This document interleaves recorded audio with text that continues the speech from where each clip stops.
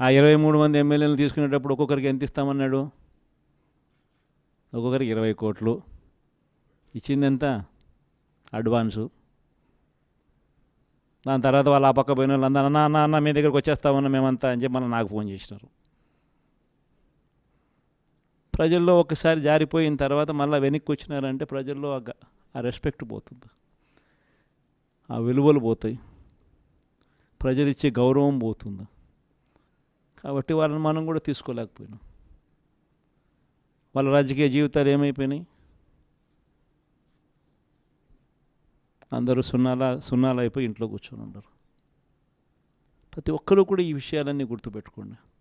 రాజకీయాలలో ఎప్పుడూ short cut ఉంటుంది, లాంగ్ కట్, దూరం దారి ఉంటుంది, షార్ట్ కట్ ఉంటుంది. షార్ట్ కట్ ఎప్పుడు తీసుకోవద్దండి. రాజకీయాలలో ఏ రోజైనా కూడా నిలబడాలి అని అంటే, ప్రజల మన్ననలు ఉండాలి అని అంటే, ప్రజల్లో గౌరవం ఉండాలి అని అంటే, కష్టమైనా కూడా మనం తీసుకునే దారి విలువలతో కూడిన దారి, విశ్వసనీయతతో కూడిన దారి తీసుకోవాలి. ఇదే నేను పాటిస్తాను. నేను మీ అందరి దగ్గర నుంచి కూడా ఇదే ఉండాలని ఆశిస్తాను. వైఎస్ఆర్సీపీ కార్యకర్త ఏదైనా కానీ ప్రజలు లేకపోతే కాలర్ ఎగరేసుకొని చెప్పాలి, పలాని మాట చెప్పినాం, పలాని మేము నెరవేర్చినాం అని చెప్పి. మాలో అబద్ధాలు ఉండవు, మాలో మోసాలు ఉండవు, మాలో కల్మషం ఉండదు అని చెప్పి.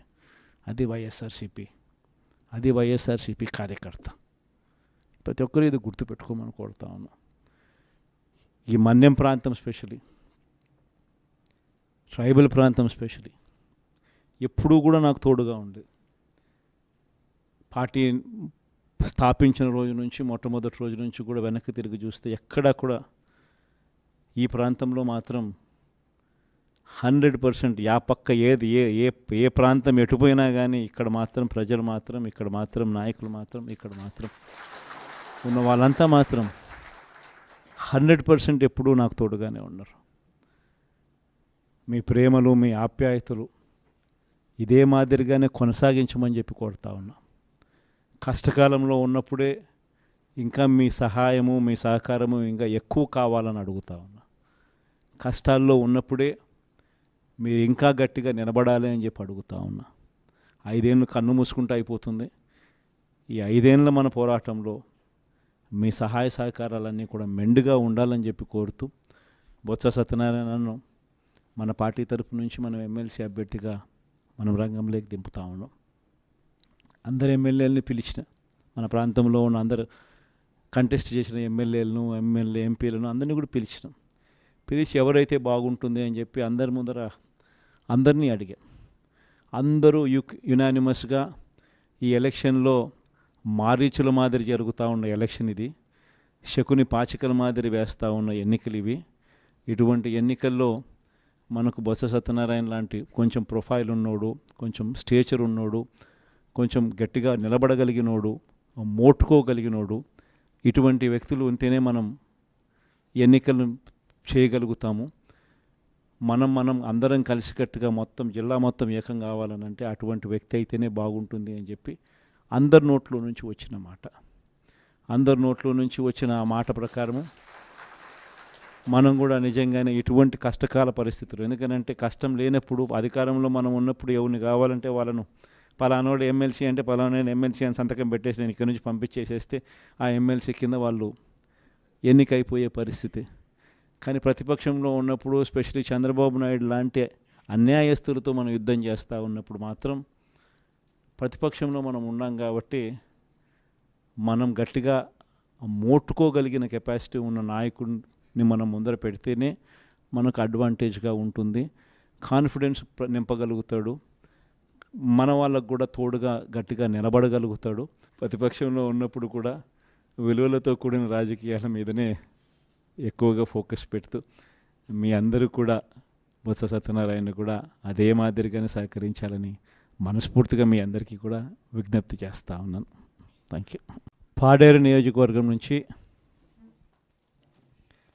మన పార్టీ తరఫున ఎన్నిక కాబడ్డ జెడ్పీటీసీలు, ఎంపీటీసీలు అందరూ కూడా ఈరోజు అందరం కూడా ఇక్కడ కలవడం జరుగుతూ ఉంది. దాదాపుగా 85 చోట్ల పాడేరు నియోజకవర్గంలో ఈ ఎన్నిక జరిగితే మన పార్టీ తరపు నుంచి 57 స్థానాలు మనం గెలిచాం. ఈరోజు మామూలుగా అయితే ఈ ఓవరాల్ ఎమ్మెల్సీ స్థానాలు కూడా ఏదైతే జరుగుతూ ఉందో, పోటీ జరుగుతూ ఉందో, ఇందులో మామూలుగా అయితే ఎవరు తెలుగుదేశం పార్టీ పోటీ పెట్టకూడదు. నైతిక విలువలు ఉన్న ఏ పార్టీ అయినా పోటీ పెట్టకూడదు. ఎందుకంటే 600 చిల్లర స్థానాలు మనం గెలిచినాం. వాళ్ళు గెలిచింది కేవలం 200 చిల్లర స్థానాలు వాళ్ళు గెలిచినారు. మనకు వాళ్ళకు మధ్య తేడా దాదాపుగా 387 స్థానాలు వాళ్ళకు మనకు తేడా ఉంది. గెలిచిన వాళ్ళంతా కూడా మన పార్టీ గుర్తు మీద, మన పార్టీ జెండా మీద గెలిచిన వాళ్ళు. వాళ్ళ సైడ్ అయినా అంతే, మన సైడ్ అయినా అంతే.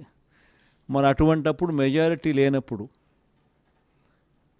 ఎవరైనా కూడా పోటీనే పెట్టకూడదు. మామూలుగా మీ జగనే ముఖ్యమంత్రి స్థానంలో ఉండి ఇటువంటి పరిస్థితి కనుక ఉంటే, వాళ్ళకే కనుక మెజారిటీ కనుక ఉంటే అసలు మనం పోటీ పెట్టుండే వాళ్ళమే కాదు. ఎందుకు పోటీ పెట్టాలి? ఎందుకు డబ్బులు ఇచ్చి కొనుగోలు చేయాలి? వేరే పార్టీ గుర్తు మీద గెలిచిన వాళ్ళను ప్రజలు వాళ్ళకు ఓట్లు వేసింది ఆ పార్టీ గుర్తును చూసి, ఆ పార్టీ పేరు చెప్పి, ఆ పార్టీ గుర్తును చూసి, ఆ పార్టీ తరపున వెళ్ళి ఓట్లు అడిగిన తర్వాత, గెలిచిన తర్వాత అటువంటి వాళ్ళను మనం ముఖ్యమంత్రిగా ఉన్నాం కదా, పోలీసులు మన చేతుల్లో ఉన్నారు, అధికారులు మన చేతుల్లోనే ఉన్నారు, డబ్బులు మన దగ్గర దండిగా ఉన్నాయి,